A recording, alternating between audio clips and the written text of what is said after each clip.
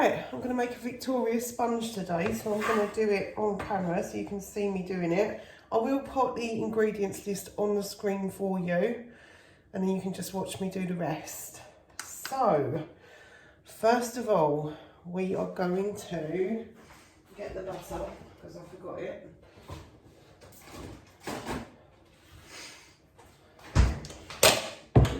We're going to do 200 grams of butter. I'm going to get that done now. I'm just going to grab a spoon as well while I'm here. So 200 grams of butter, so I've just got my scales on under there. Just zero that. So it's 43. I'm just using clover. You can use whatever you've got. It'll still work out absolutely fine, but I like clover. I like using clover to bake cakes. And I've got this one at an absolute steal as well. This is like a kilogram one, and it was only a couple of quid in Sainsbury's. Actually, I think it was £3 a couple of weeks ago. There we go. That's 201. That'll do. It works. There's that. And then we're going to do caster sugar, so 200 grams of caster sugar as well.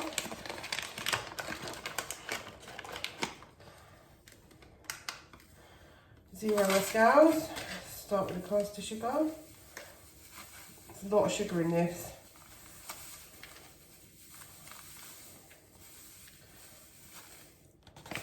There we go. 200 grams of caster sugar.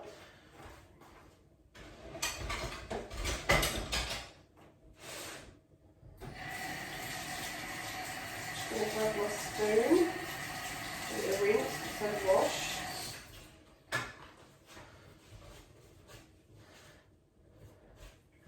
And really, we've got to mix this together. So the butter and the sugar needs to be mixed together. You need to really try and cream it. And luckily, the clover is quite soft anyway, so it makes it easier to make it kind of creamy.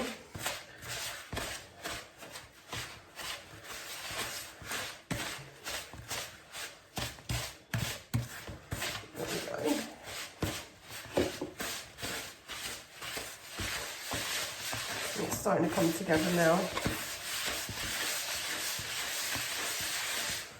Okay, so that's gone all nice and creamy for me. Also how you make buttercream, if anyone's interested. You normally do it with some icing sugar, probably make it easier because it's not so gritty. So that's that all creamed together. Now we're going to pop in 4 eggs, which I've already broken. I'm going to drop the bowl in there as well while I'm there. And then I'm going to mix this the best I can, and then I'm going to go over to the whisk. I'm going to mix that in. And this is where you want your whisk. Try and whisk it all together. It's okay using a wooden spoon for most things, but I think with a Victoria sponge like this, there's so many eggs, it's best to just whisk it together.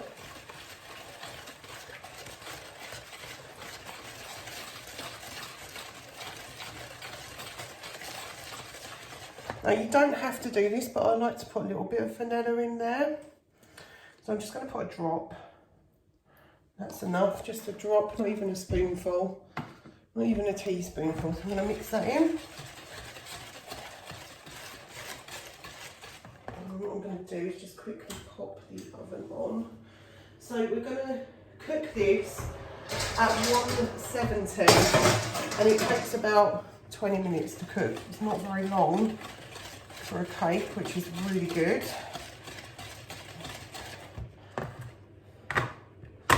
And now we're going to add some flour. So we're going to do 200 grams of self-raising flour.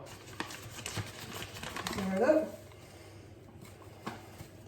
I don't sift my flour, to be honest. It's not like a big deal for me. You can do if you want to make it a bit more springy, but I find mine still come out springy anyway, so I don't worry about that. I'm just going to mix all of that together.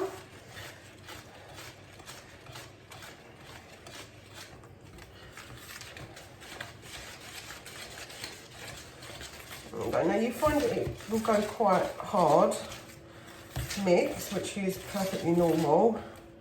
You want it slightly runny, a Victoria sponge. Not too runny, you want it to be cake consistency, but you want it to be a little runny. So, then we add some milk. I've got 100 mils of milk, I probably won't use all of it, but I just use a little bit just to loosen the mixture up.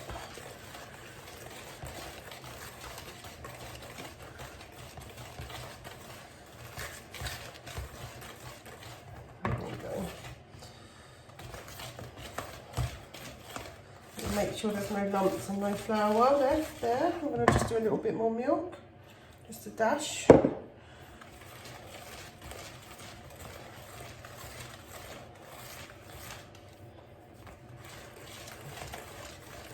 a lovely cake consistency there, really nice. That's kind of how you want it. You want it to be able to dribble off like this. So that cake is now done. The next thing I'm going to do is I'm going to line my cake tins. So these cake tins are going to get lined. Let me just pop you off while I go do that. I just got to show you how I do one of the tins. I just get a little clover with a little bit of parchment paper. And we just like put them over like this. That can go in the bin. Just going to rinse my hands.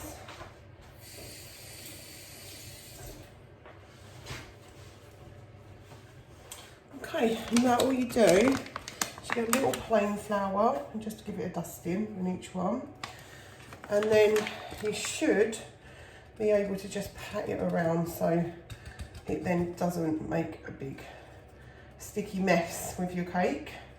So there's that. And if you get around the edges, you can just go over each one like this.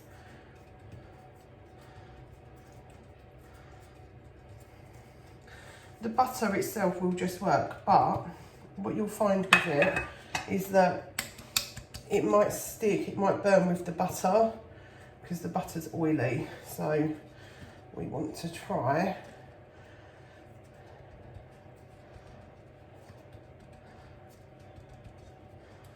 so you do it, and then with this bit there's a couple of little bits up the back there that we want to get. That's it. So now we've got our two lined tins there. Right, so now a cake mix can go in there. I'm just going to take this bit off.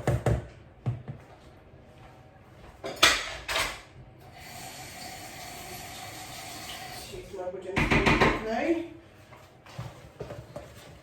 There we go. Right, now these two, you want to try and get them even, so even them out.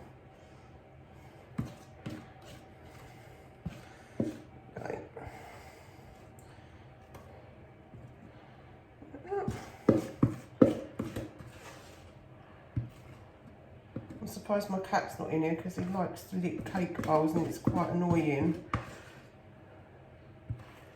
There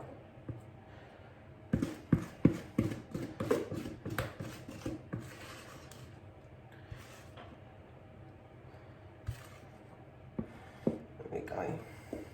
Now these cakes will come up, it doesn't need to be perfect, but what we do with the cake bowl is just give them a shake like this, and that will make it get to the edges and go quite flat. Right, so these are going to go in the oven. They're going to go on 170 for a fan heat for a fan. You can put it on a little bit lower if you've got a fan oven like mine. Mine, I might lower it to 160 because they do cook quite quickly. But it will stay in there for 20 minutes. And you need to bake it for that long, and then until the cake springs back when you press it. So I'm just going to go ahead and bake them now. So here are my two cakes all done. They're all waiting and cooling down. I'm going to wait for the tins to cool a bit because they're still a bit hot. And I'm going to flip them out and put them onto this grate, and they'll just air out by themselves and cool right down. You need to wait for them to cool all the way down, and then we can build a cake. Right, hopefully you can see this. My cake is all cooled down, so I'm going to pop it. What I do is I use these tubs, put it upside down like this so it keeps it nice and cool. Don't worry if it seems a bit like it's lopsided, that's fine. We can just flatten it down a little bit. Just try and make sure that that stays the way it's meant to. Right, what we're going to do is we're going to whip some of this cream up. I'm going to do about half-ish, like that. A little bit more. That's it. And we're going to whip the cream.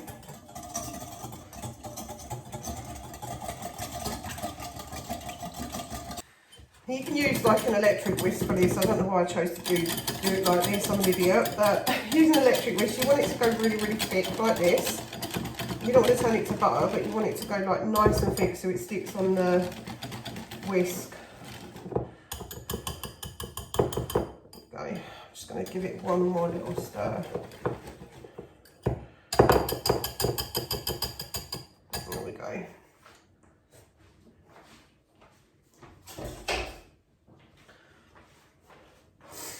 Right, now it's up to you which way you do this. However, I normally put the jam on first and put the cream on the top just because it's easier. So we'll put the jam on and you want to spread it on like a decent layer. So nice big amounts of jam out of the thing. I'm going to do another one there. And just keep going until you feel like it's enough jam. You can kind of gauge it with your own sort of eyes here. There we go. It's quite a nice big thick layer of jam. I'm going to do another one. We like it extra jammy. There we go. There we go. Nice big thick layer of jam on there.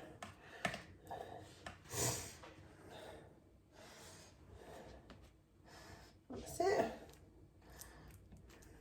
And like I say, while you're there, you can sort of give it a shove down as well if it seems a bit lopsided. It's fine, it doesn't need to be perfect unless you're sort of doing it for a birthday or something like that. You might want it to be a little bit nicer. Now, take your cream, your whipped cream, put it over the top. You want to put a nice big layer of that on. Okay.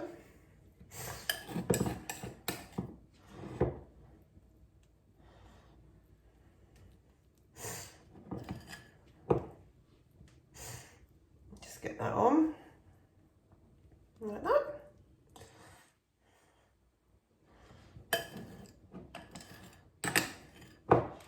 Now you can just leave this with just the top on, but I'm going to show you a couple of things that I like to do.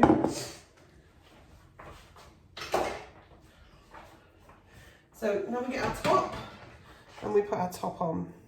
There we go. So we've got a nice thick layer of cream. You can see that coming out the sides there. Let me move that out of the way. Then, if you want to be like extra posh about it, so this is what most people do anyway. We'll just pop this on.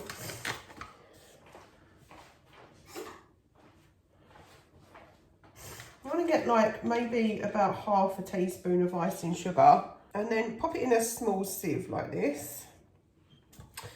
And then we're going to just dust the top nicely like this. Put a nice layer of it over, just make it look quite pretty. That's it. You will make a mess with this, but that's fine. I always make a mess when I'm baking anyway. You can kind of gouge where it sort of needs a bit more, but just pop that over. Like that. That's that. Okay. And then you can leave it like this if you want, and that would just stay like that. However, I like to put strawberries on it, so I just bought some strawberries from the supermarket, and I'm going to do like 10 strawberries. So I'll put the strawberries onto the cake.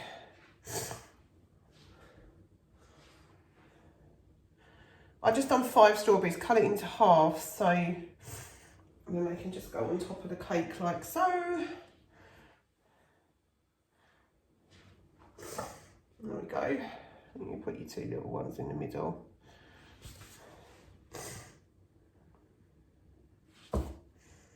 There we go. And there it is. One victorious sponge.